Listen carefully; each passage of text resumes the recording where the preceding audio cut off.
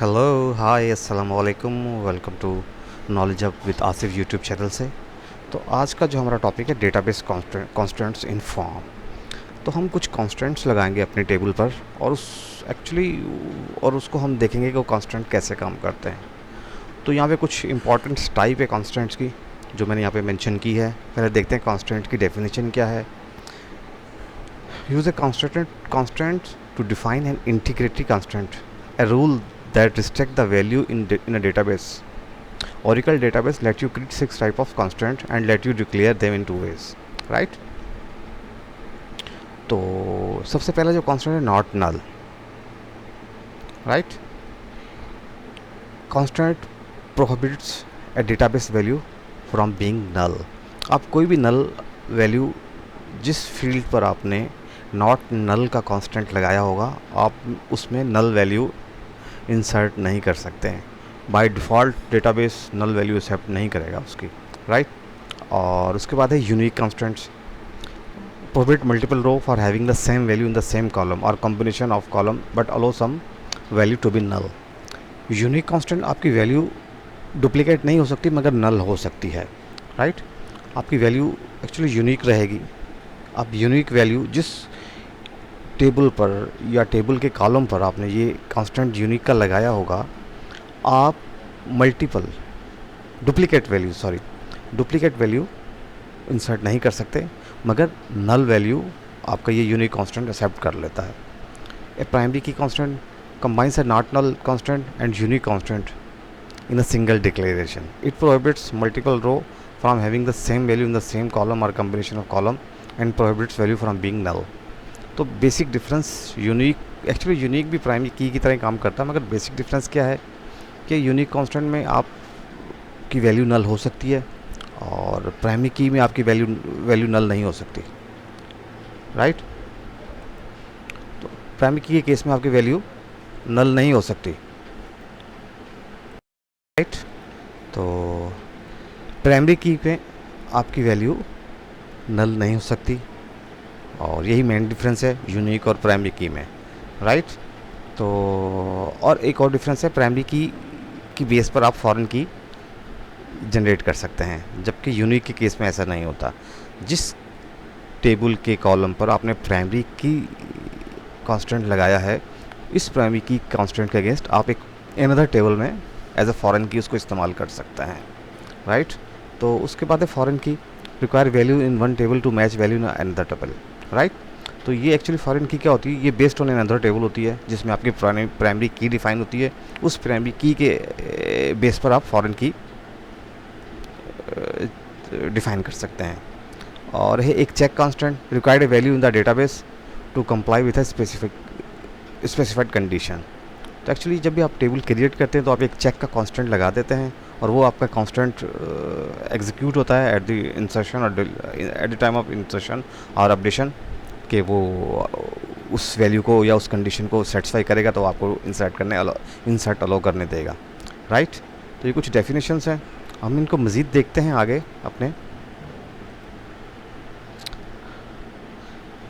अच्छा, primary key and unique key constant both are similar and enforce uniqueness of the column on which they are defined. अच्छा, मगर इनका की difference जो मैंने आपको बताया था कि यूनिक की नलेबल है, नल हो सकती है और प्राइमरी की नल नहीं हो सकती और प्राइमरी की बेस पर आप उसकी फॉरेन की जनरेट करते हैं जबकि यूनिक की के केस में ऐसा नहीं है। अच्छा, तो चलते हम मज़ीद इसको एलिब्रेट करते हैं। Primary key control have a null value can not have a null value, right. Each table can have only one primary key. एक टेबल पे एक ही प्राइमरी की आप लगा सकते हैं या और मल्टीपल कॉलम कंपोजिट प्राइमरी की आप लगा सकते हैं मगर प्राइमरी की एक ही कॉलम पर एक ही टेबल पर एक प्राइमरी की आपके पास होगी, राइट। बाय डिफ़ॉल्ट प्राइमरी की इज़ क्लस्टर इंडेक्स्ड। इस क्लस्टर इंडेक्स की हम बात करेंगे, थोड़ा सा मैं आपको रिव्यू दूंगा क्लस्टर और नॉन क्लस्टर इंडेक्स की। एक्चुअली ये टॉपिक है आपके डेटाबेस का, तो इंशाल्लाह मैं कभी DBMS के अपनी वीडियोस एक अपलोड करूँगा तो उसमें हम cluster non type of index देखेंगे और ये कैसे काम करते हैं। तो एक्चुअली क्लस्टर इंडेक्स आप कह सकते हैं कि ये आपके टेबल पे जैसे आप प्राइमरी की आप लगाते हैं तो चलें हम इस एग्जांपल से समझते हैं क्लस्टर इंडेक्स को, कि आपके पास टेबल है ABC, राइट।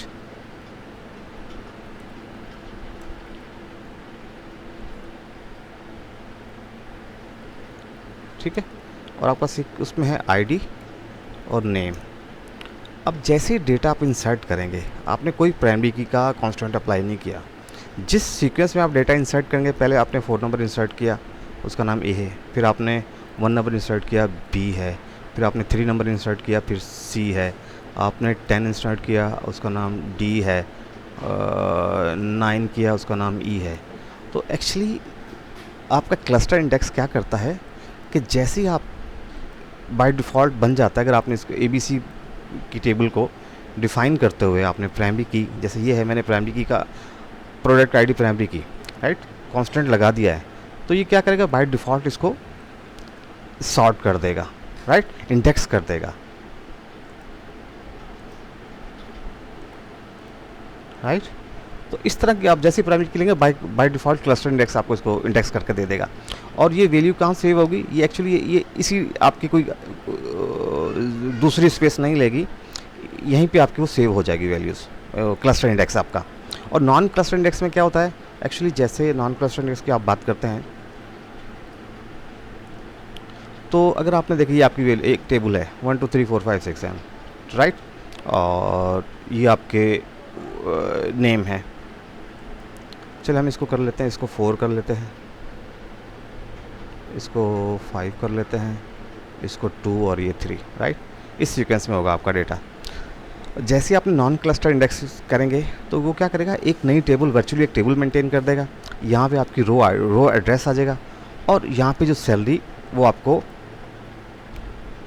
इंडेक्स करके दे देगा,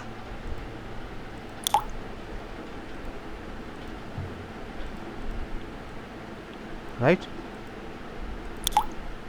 तो ये थोड़ा सा डिफरेंस था, यहाँ पे आपका रो का एड्रेस आ जाएगा, राइट। तो ये क्लस्टर नॉन क्लस्टर, और ये एक्चुअली ये स्पेस भी लेता है, आपकी एक्स्ट्रा स्पेस लेता है, ये भी डिफरेंस है क्लस्टर और नॉन क्लस्टर इंडेक्स में। नॉन क्लस्टर इंडेक्स आपकी थोड़ी स्पेस ज़्यादा लेता है, क्योंकि वो अलग से एक टेबल बनाकर उसमें आपका डेटा और वो सेव करता है, और क्यूरी इस बेस पे आपको एग्जीक्यूट करके देता है, राइट। तो ये थोड़ा सा ओवरव्यू था क्लस्टर इंडेक्स का। इंशाल्लाह नेक्स्ट लेक्चर में जब DBMS का हम अपना वो कवर करेंगे, तो उसके अंदर हम इसको डिटेल में पढ़ेंगे, राइट।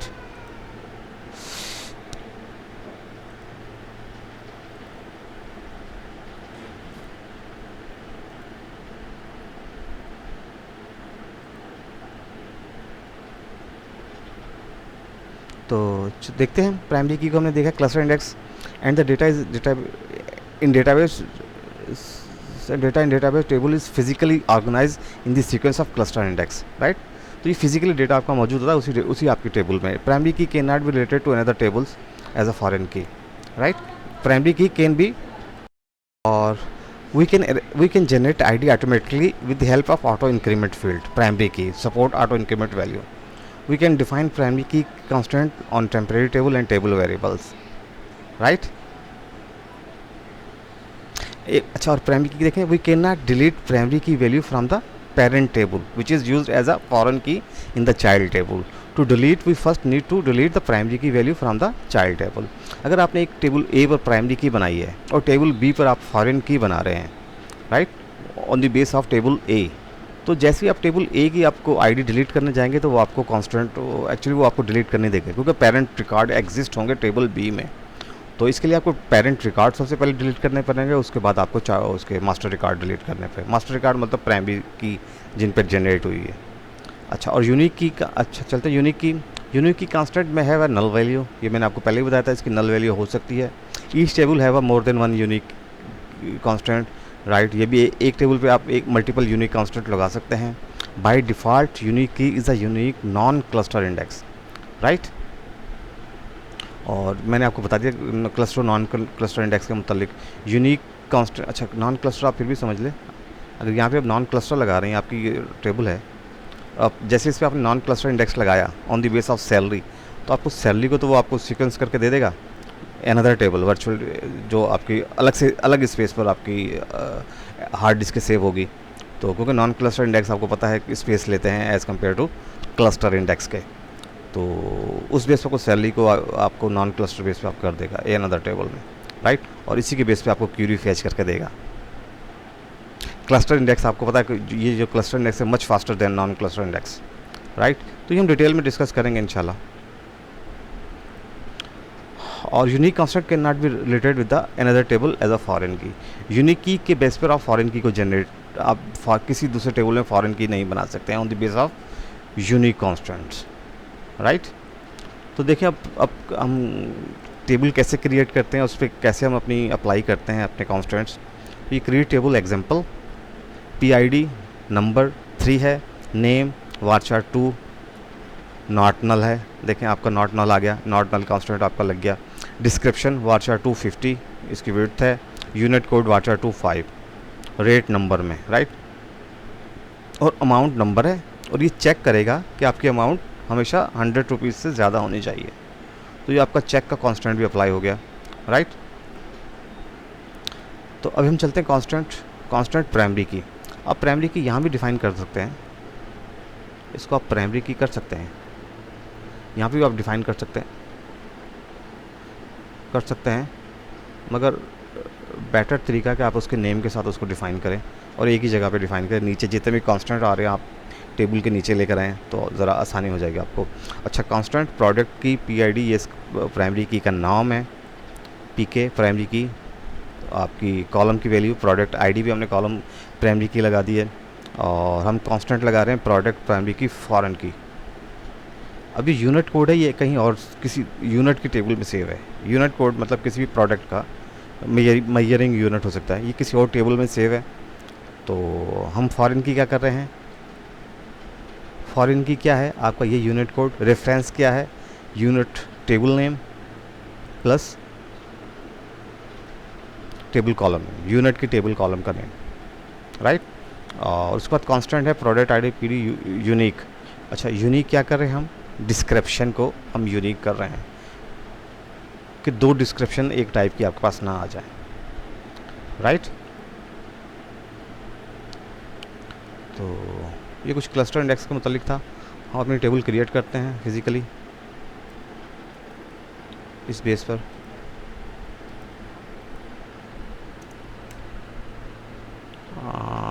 यूनिट कोड में मसला है, देखें इस टेबल में डिस्क्रिप्शन यूनिट, सॉरी इसमें कोड है,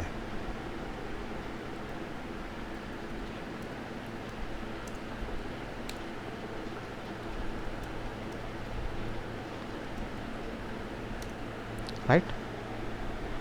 आपके कांस्टेंट सारे आ गए। अगर इसको हमें चेक करना है तो आप देख सकते हैं कैसे ये काम कर रहे हैं नहीं कर रहे हैं।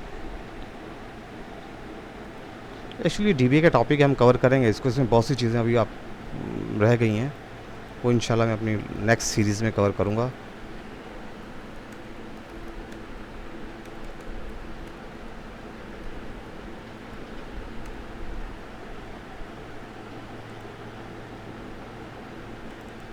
एग्जांपल ले लें आप,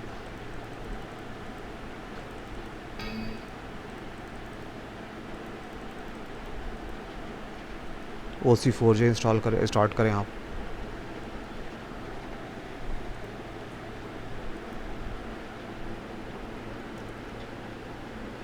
लेक्चर 5, राइट। अब इसे रन करें, देखते हैं हम इसकी कि हमारे कांस्टेंट्स काम कर रहे हैं नहीं कर रहे हैं।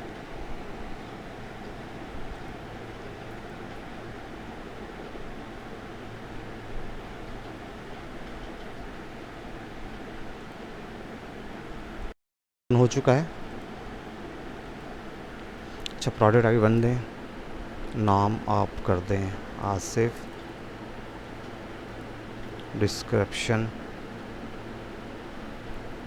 टेस्टिंग, यूनिट कोड 01 दे दें आप, रेट 14 रुपये, अमाउंट 99 दें, राइट। इसको सेव करें, unable to insert record, right.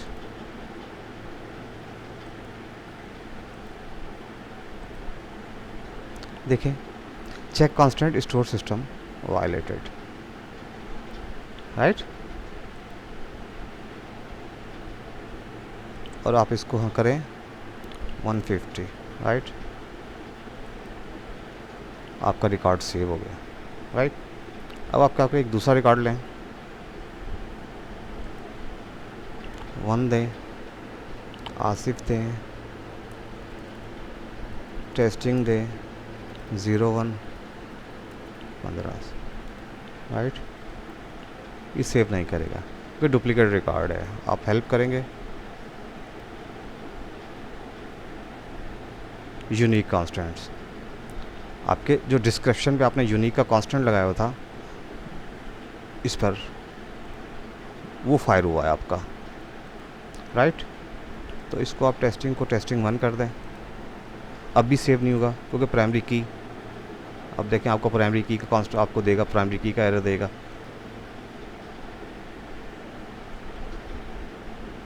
Unique constant store product primary की, राइट। आप इसको 2 नंबर कर दें, अब सेव करें, अब ये सेव करेगा आपके पास, राइट। तो ये था आज का हमारा लेक्चर, कुछ डेटाबेस के कांस्टेंट्स के मुतालिक।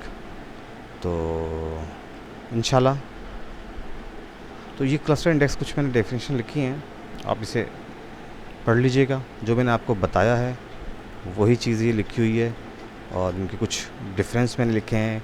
Basics, cluster is created on the primary key, non-cluster can be created on any key, right.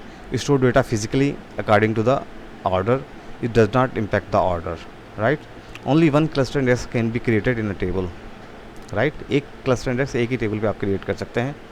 there can be any number of non-cluster index in a table, आप यूनिक की multiple columns पे लगा सकते हैं, right. no extra space is required to store logical structure, right. Extra space is required to store the logical structure, जो मैंने आपको बताया था कि वो अलग से एक टेबल मेंटेन करता है, और उसके दरम्यान आपका एक पॉइंटर, आपके एक पॉइंटर होता है जो आपको उसके उस डेटा को रेफरेंस कर रहा होता है। अच्छा, data retrieval is faster than non cluster index, data update is faster than a cluster index, right. इसमें अपडेशन तेज़ होती है और इसमें डेटा रिट्रीव फास्टर होती है।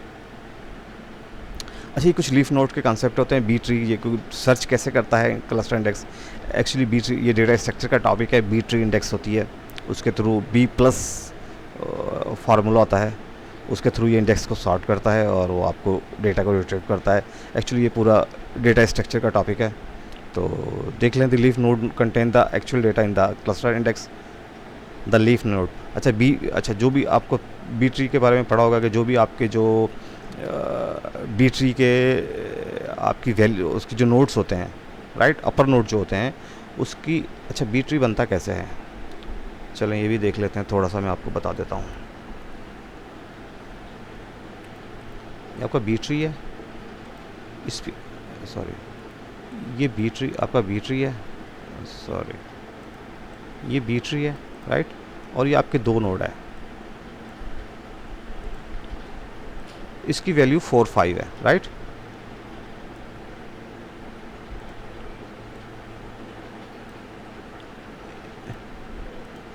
इसकी वैल्यू है 4, इसकी वैल्यू है 5। अच्छा, इसके जो राइट साइड पे होंगे इससे इसकी लेस इंडेक्स हो गए आपके नोड पर 1 2 3, राइट। और इसके राइट, इस पर आपके इससे ग्रेटर होंगे, राइट, 5 6 7। तो ये कुछ स्ट्रक्चर है बी ट्री का, इस तरह ये काम करता है बी ट्री। और ये इंशाल्लाह डेटा स्ट्रक्चर का टॉपिक है, इसको हम अगर कभी मैंने वीडियोस बनाई तो उस पर हम कवर करेंगे इसको, मगर फ़िलहाल तो आप इसी पे कॉन्सेंट्रेट करें जो हमने किया, डेटाबेस कॉन्स्टिट्यूएंट फॉर्म्स। तो ये आप देखें, प्रैक्टिस करें, टेबल्स कुछ आप क्रिएट करें और उसको चेक करें इंशाल्लाह। तो मिलते हैं नए लेक्चर में। प्लीज़ मेरे चैनल को सब्सक्राइब करें, लाइक करें। ओके जी, अल्लाह हाफिज़।